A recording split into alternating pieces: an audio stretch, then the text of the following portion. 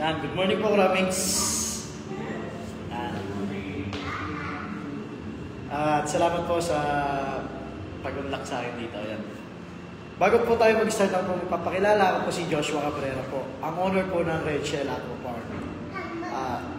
Paano nga po ba ako nag-umpisa sa pag-aalimango? Nag-start po ako sa pag-aalimango since 2006 hanggang 2019.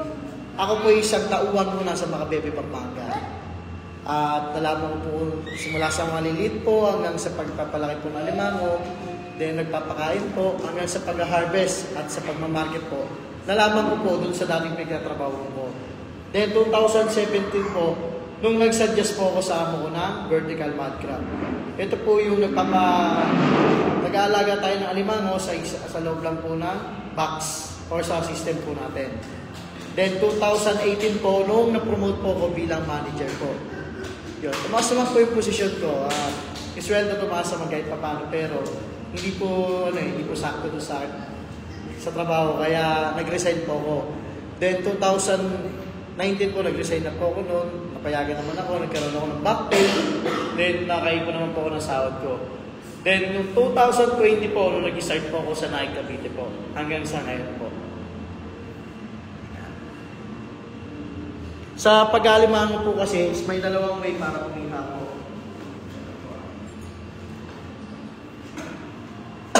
Excuse me. Sa pag-aalimango po, may dalawang way para kumita. Ito po yung tinatawag nating crab growing. Sa crab growing, dito po yung papalaki tayo ng alimango. Bumibili po tayo dito ng mga langaw ang tawagin. Halimbawa, mayroon po tayong isang baby alimango. At ito po ay nabibili po ng 1 peso hanggang 7 pesos. O sabihin po natin, nabili po natin siya ng 3 pesos. Then, after 3 to 4 months, aalagaan po yan, lalagay po sa crab pot. Tumatagal po yan ng 3 to 4 months. After 3 to 4 months, kapag hinarvest na po, meron na halimbawa 200 grams na timbang. Then yung 200 grams na to, nabibenta po ito ng 120 to 180 ang kada isa. O sabihin po natin, nabenta na lang po natin siya ng 100 pesos. Tatlong piso po yung puhunan. After 4 months, may napagbentahan po tayong 100 pesos. Kumita po ba? Yes po, kumita po tayo. O halimbawa, samahan naman po natin siya ng expenses or tsaka yung pasahod po sa mga tao at yung mortality rate. Halimbawa po, meron po tayong 1,000 pieces na baby alimango. At ito po ay nabili po natin ng halagang 3,000 po. Yung 1,000 na yan, lalagay po sa crab pan at tumatagal po siya ng 3 to 4 months. Then after 3 to 4 months, kapag hinarvest na po, meron po yung 200 grams. Nabibenta po natin yung 200 grams kada isa po ng 100 pesos. Bali, 100 times 1,000, meron po tayo na pagbentahan na 100,000. Sa 100,000, ito na po ba yung kita? Hindi pa po. Kasi, meron po tayo yung tawag dito mortality rate. Sa farm ko po sa Pangasinan, 9 hectares, nararamdaman ko po doon 10% to 20% lang po ang mortality rate. O sabihin natin 30% na lang. 30% minus 1,000, meron po tayong tirang 700 pieces. At ito po ay nabenta na natin sa halagang 70,000. 70,000, ito na po ba yung kita? Hindi pa rin po. Kasi pasok pa po dito yung pasahod po sa tao natin. O, halimbawa, linis na lang po natin dito is 35,000. 3,000 po yung puhunan after 4 months. May napagbenta po 35,000. Kumita po ba? Excuse me. Kumita po. Ngayon po, dako naman po tayo sa number 2 po natin. Ito po yung crab fattening. Sa crab fattening po, dito po yung nag-aalaga po tayo ng alimango sa loob po ng boxes. At bumibili po tayo dito ng mga payat. Halimbawa po, may nabili po tayo na 200 grams ang kada isa. Para po makabuo tayo ng 1 kilo, meron po tayo ng 5 alimango, equals po siya sa 1 kg. At ito po ay nabili po ng 200 to 600 per kilo lang po. Halimbawa po, nabili po natin siya ng 200 pesos lang. Then yung limang alimango na yan, lalagay po sa crab pot at tumatagal po siya ng 2 to 3 weeks. Kaya mabak po. Tumatagal na po siya ng 2 to 3 weeks. After 2 to 3 weeks, kapag in-harvest po, meron na po yan timbang na 300 grams halimbawa. Then meron po tayo limang alimango, equals po siya ng 1.5 kilo. Tama po? Then, hindi lang po yung timbang na tumataas, pati po yung pricing nito tumataas po kapag export quality na. Umabot na po ito ng 1,000 pesos kada kilo or mahigit pa. Benta po natin halimbawa 1,000. Bali 1,000 times 1.5 kilo, meron na po tayo na pagbentahan na 1,500. Kumita po ba tayo? Expenses, bawas natin 500, may natira po tayo 1,000. Kumita pa rin po ba? Yes po, kumita pa rin po. Ngayon po, sa pag-aalaga po ng alimango, sa number 1 po, ang unang requirements po doon, kailangan po yung mga hekta-hektarya kayong grab ban. At hindi lang po basta hekta-hektarya, kailangan po, ang water source nyo dito is brackish water po. Ang brackish water po yung halong tubig ng alat at tabang. Hindi po siya pwedeng maalat lang, hindi po siya pwedeng tabang lang. Kailangan po halo po yun. Then, sa number 2, ang dalawang requirements po natin doon, yung magbabantay po. Kailangan po yung magbabantay, hindi bantay sa lakay po. Para sabihin sa'yo, sir, mataas yung mortality rate eh. Pero ang mortality rate mo talaga 10% to 20% lang. Ginawa, 50-50%, lugi ka na po agad nun. Kaya yun po ng requirements po. Sa number 2 naman po natin, sa crab growing, ay crab fattening po, dito naman po kailangan nyo dito oras. Kasi po kung nagpapakain po kayo ng alimango, 1,000 po yung box ninyo, isa-isahin nyo po yung box na yun. Every 30 minutes po, i-check nyo yun. Kapag naubos yung pagkain, bibigyan nyo lang po ulit. Then kapag hindi po naubos yung pagkain, kukunin nyo po yung pagkain, aalisin nyo. Kasi pag nabulok po yun sa loob po ng boxes, magkukos po yun ng ammonia. At mamamatay po yung ating mga alaga. Ngayon po, sa ipapakilala ko sa inyo negosyo, kahit hindi po kayo marunong mag-alaga ng alimango, sigurado kikita po kayo dahil ako po ang bahala mag-alaga at magbenta po ng alimango.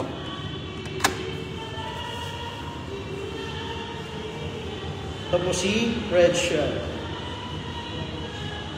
Yan. Ang gagawin nyo lang po, bumubuhulan po kayo, ako bahala mag-alaga. Then, kapag nakakumita na po tayo, maghahatid po tayo bilang pinanser at na Red Shell na nag-alaga po ng alimango.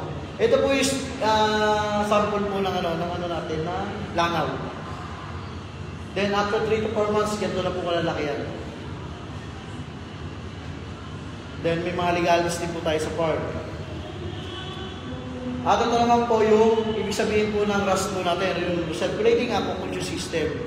Andito lang po yung water pump, ihigupin po yung tubig, dadaan po yung sa PVC na yan. Then sa taas po may mga butas po yung mga PVC. Then babagsak po yan sa box. Sa box po natin, bawat isang box po isang alimango lang. Hindi pwede pagsamahin po. At meron lang po siyang taas na 2 inch po yung drain po niyan. Para po pag umabot po yung tubig doon sa level na yun, babagsak na po yun doon. Hindi po yan puno.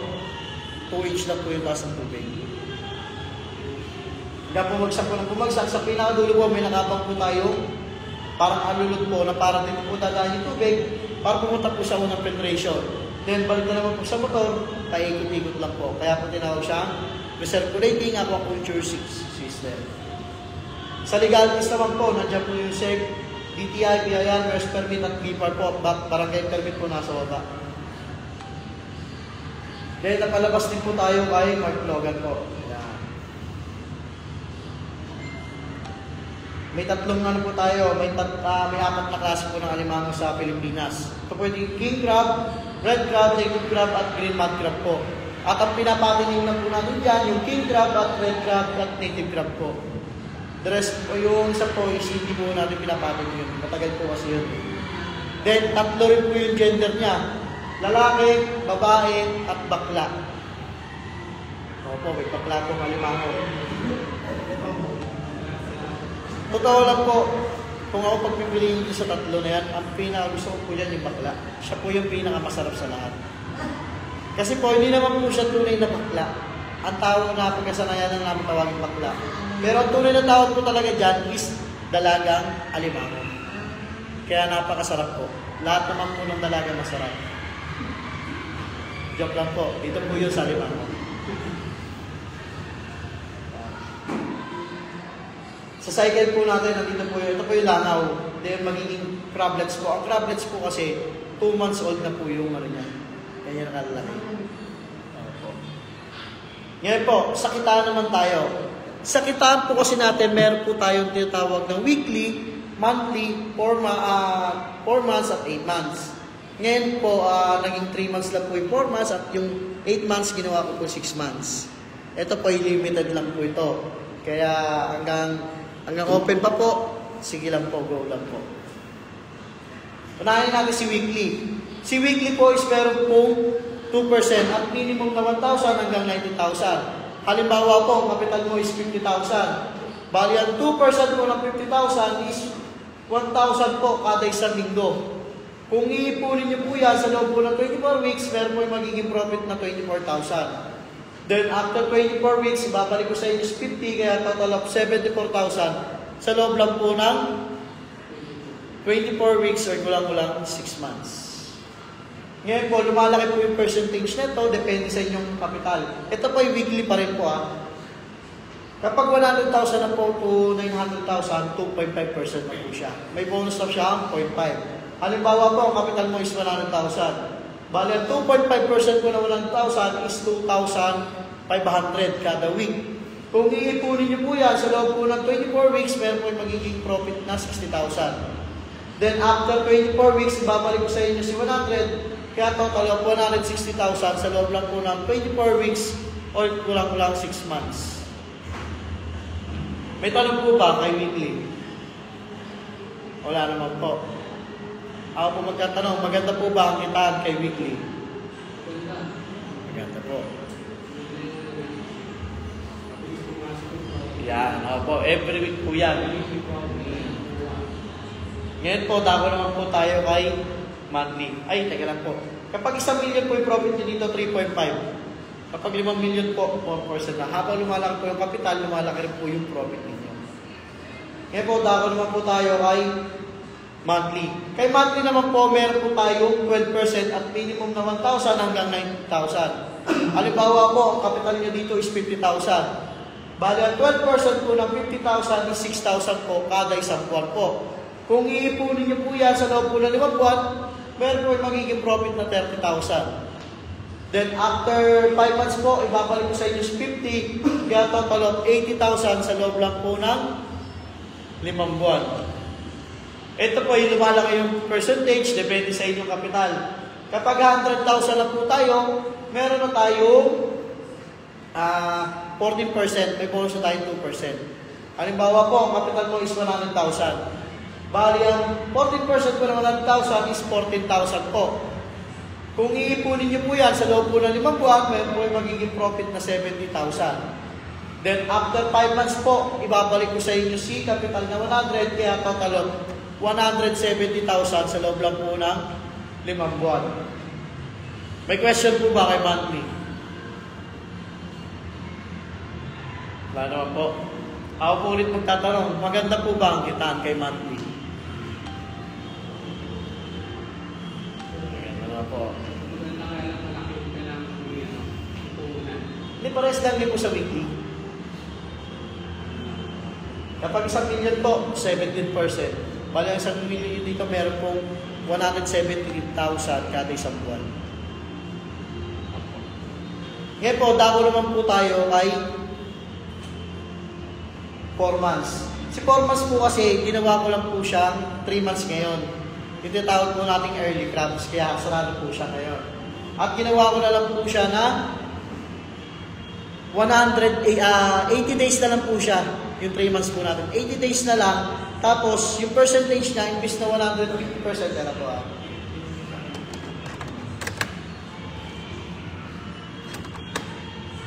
Yan po. Ito po yung 3 months. Noong una po. Kapag 90 days po is 150. Ngayon po, ginawa ko po siya 80 days para po yung profit ninyo makahabol po sa Christmas. At Bukod pa doon, binawasan ko po siya ng 10%, kaya 140 lang po siya. Halimbawa po, ang capital ninyo is 10,000.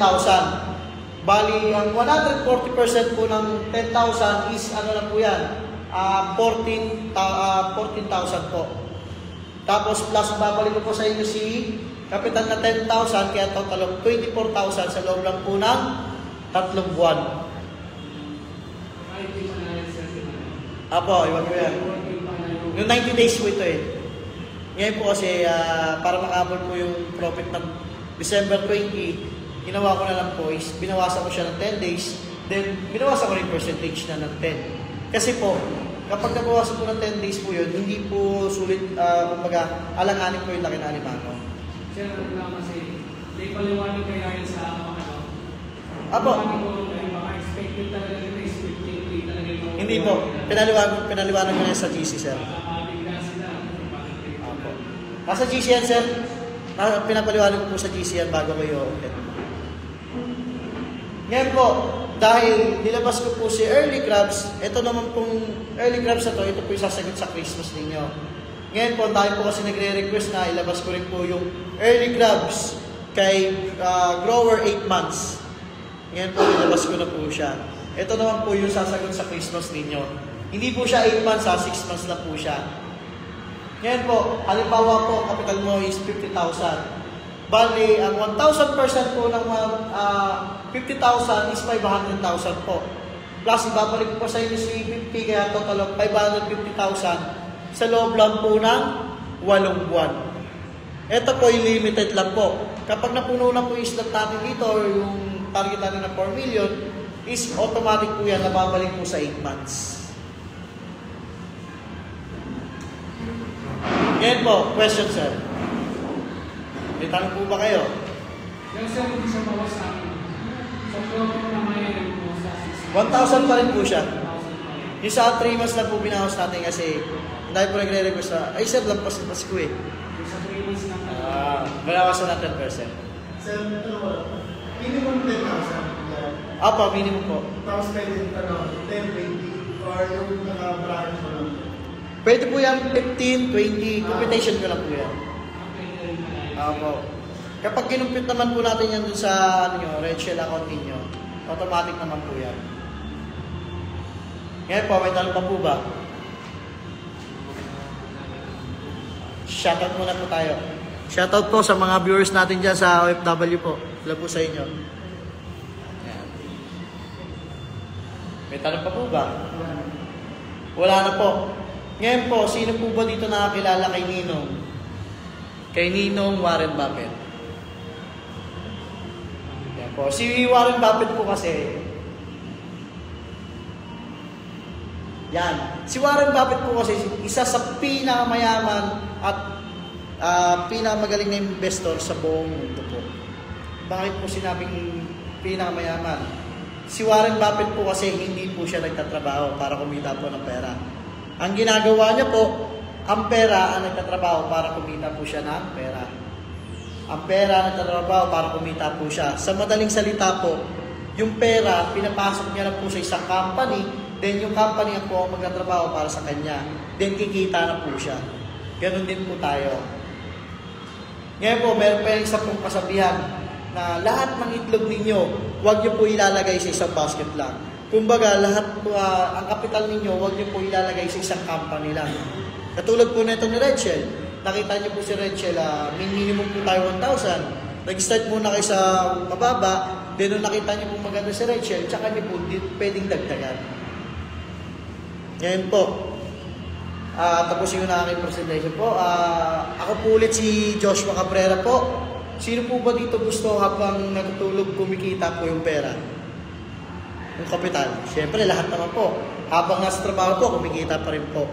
Sa madaling salita po, ako po ang magtatrabaho para sa ating lahat. At yun po, kung sino po gusto po mag-start na ngayon, huwag po kayong mayang lumapit sa akin, hindi po ako nangangagat, hindi po ako nanginipit. Pwede rin po kayo magtanong sa akin. At yun lang po, God bless po sa ating lahat, and more power po, and more crabs po. Bye-bye po, crabmates.